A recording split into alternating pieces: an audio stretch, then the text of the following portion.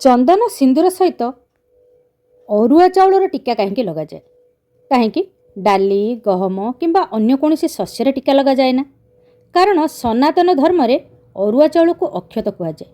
यह अत्यंत पवित्र।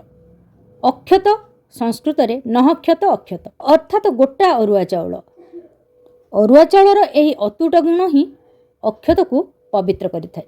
तेणु प्रत्येक पूजा पाठ एवं व्रत विवाह प्रथमे दुब सहित अरुआ चाउल पका जाए से स्थान को पवित्र करा जाए। सिंदूर चंदन सहित अरुआ चाउलर टीका दि जाए।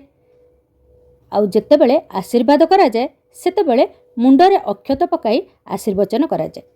गम्हा पूर्णमी रे भौणी भाई को सिंदूर चंदन सहित अरुआ चाउल बा अक्षतर टीका लगाई राखी बांधे एवं तार दीर्घ सुखमय जीवन कामना करे।